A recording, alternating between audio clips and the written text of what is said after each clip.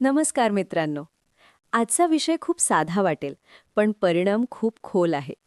जर मी तुम्हाला सांगितलं की फक्त 10 सेकंदांची एक योग्य मिठी तुमच्या नात्यातील अंतर कमी करू शकते, विश्वास वाढवू शकते आणि भावनिक जवळीक अनेक पटीने वाढवू शकते, तर कदाचित तुम्हाला अतिशयोक्ती वाटेल.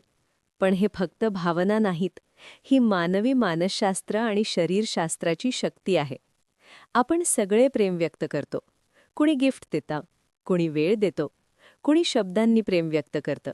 पण एक गोष्ट बहुतेक लोक विसरतात. स्पर्श ही सगळ्यात प्रभावी भाषा आहे. रिलेशनशिपमध्ये अनेकदा असं होतं की दोघं एकत्र असतात. बोलणं होतं, हसणं होतं, पण तरीही आत कुठेतरी अंतर असतं. हे अंतर शब्दांनी नाही भरलं जात. हे अंतर सुरक्षित स्पर्शाने भरलं जातं. जेव्हा दोन माणसे एकमेकांना मिठी मारतात, तेव्हा फक्त दोन शरीराजवळ येत नाहीत, तर दोन नर्वस सिस्टम्स एकमेकांशी कनेक्ट होतात. योग्य पद्धतीने दिलेली मिठी मेंदूत ऑक्सिटोसिन वाढवते, जे ऑक्सिडंट बॉन्डिंग हॉर्मोन म्हणून ओळखलं जातं. ताण कमी करणारा कॉर्टिसॉल घटतो आणि सुरक्षिततेची भावना निर्माण होते. पण समस्या अशी आहे की बहुतांश लोक मिठी मारताना उपस्थित नसतात. ती एक सवय असते, एक सोशल जेस्चर, एक फॉर्मल ॲक्शन, आणि म्हणूनच ती परिणाम करत नाही. आज आपण बोलणार आहोत अशा 5 महत्त्वाच्या जागांबद्दल, जिथे योग्य, सन्मानपूर्वक आणि जागरूक स्पर्श तुमच्या नात्यात मोठा फरक घडवू शकतो. सर्वात आधी एक गोष्ट स्पष्ट: हा विषय नियंत्रणाचा नाही, वर्चस्वाचा नाही. हा विषय आहे सुरक्षिततेचा, विश्वासाचा आणि भावनिक जोडणीचा. पहिला मुद्दा: कमरेचा खालचा भाग.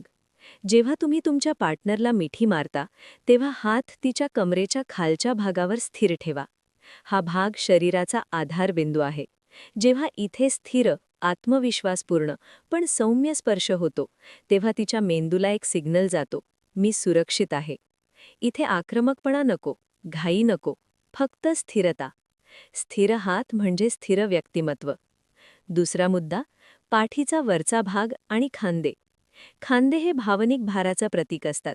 आपण म्हणतो ना, जबाबदारी खांद्यावर आहे. मिठी मारताना जर तुम्ही हलक्या हाताने तिच्या खांद्यावर स्पर्श केला, तर तो स्पर्श सांगतो, तुझा भार तू एकटी वाहत नाहीयेस. हा स्पर्श तिला काम करतो, तिला इमोशनली सपोर्टेड वाटू लागते. तिसरा मुद्दा: मानेचा मागचा भाग. हा शरीरातील सर्वात संवेदनशील आणि वल्नरेबल भागांपैकी एक आहे. इथे स्पर्श म्हणजे पूर्ण विश्वासाचं प्रतीक. मिठीच्या क्षणी जर तुमचा हात हळूच तिच्या मानेच्या मागे गेला आणि फक्त काही सेकंद तिथे स्थिर राहिला, तर तिचं शरीर नैसर्गिकरित्या रिलॅक्स होतं. कारण तिचा मेंदू सांगतो, मी सुरक्षित व्यक्तीच्या जवळ आहे. चौथा मुद्दा: बाहू किंवा कोपर. विशेषतः सार्वजनिक ठिकाणी. मोठी मिठी शक्य नसली तरी हलकासा हात बाहूवर ठेवणं हा देखील एक शक्तिशाली संकेत असतो. तो सांगतो, मी तुझ्या बाजूला आहे, मी तुला स्वीकारतो, मला तुझा अभिमान आहे. असं समर्थन नात्यात स्थैर्य आणतं. पाचवा आणि सर्वात प्रभावी मुद्दा: डोक्याच्या मागचा भाग. मिठीच्या क्षणी जर तुम्ही हलक्या हाताने तिच्या डोक्याच्या मागे स्पर्श करून तिला स्वतःकडे जवळ केलं, तर ती भावना शब्दात सांगता येत नाही. ही मालकीची भावना नाही, ही संरक्षणाची भावना आहे. जसं लहान मूल आईजवळ सुरक्षित वाटतं, तसंच काहीसं सुरक्षित आणि शांत वातावरण तयार होतं. आणि इथे एक महत्त्वाची गोष्ट आहे: मिठी कमीत कमी 10 सेकंदांची असावी. कारण पहिल्या 2-3 सेकंदात शरीर अजून ॲडजस्टमेंट करत असतं. 5 सेकंदानंतर नर्वस सिस्टम शांत व्हायला लागतं. 10 सेकंदानंतर इमोशनल सिंक्रोनायझेशन सुरू होतं. म्हणूनच घाईघाईत दिलेली मिठी भावनिक परिणाम देत नाही. आता एक बोनस गोष्ट: मिठी मारताना तुमचा श्वास शांत ठेवा. तुमचं हृदय स्थिर असेल तर तिचं हृदयही त्याच रिदमशी सिंक होऊ लागतं. हा एक सूक्ष्म पण अत्यंत प्रभावी कनेक्शन आहे. लक्षात ठेवा, स्पर्श हा कधीच मनिप्युलेशनसाठी वापरायचा नाही. तो फक्त जेन्युइन भावनेतून यायला हवा. कारण शरीर खोटं ओळखतं. इंटेन्शन लपवता येत नाही.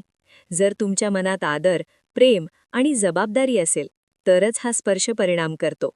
आणि जर तुम्ही आजपासून प्रत्येक मिठीत जागरूकता, शांतता आणि आदर आणलात, तर काही दिवसात तुम्हाला बदल दिसेल. संवाद मोकळा होईल, ताण कमी होईल, भावनिक अंतर कमी होईल आणि सर्वात महत्त्वाचं, विश्वास वाढेल. रिलेशनशिप शब्दांवर चालत नाही, ती सुरक्षिततेवर चालते. आणि सुरक्षितता कृतीतून सिद्ध होते. आजपासून मिठी ही फक्त जेस्चर नको, ती तुमच्या नात्याची सर्वात मजबूत सवय बनू द्या. जर हा विषय तुम्हाला उपयुक्त वाटला तर कमेंटमध्ये तुमचं मत नक्की सांगा. आणि अशाच सखोल, प्रॅक्टिकल आणि सायकॉलॉजी बेस्ड विषयांसाठी चॅनलला सबस्क्राईब करायला विसरू नका. पुढच्या व्हिडिओमध्ये आपण बोलणार आहोत नात्यातील भावनिक अंतर कसं ओळखायचं आणि ते कसं भरून काढायचं.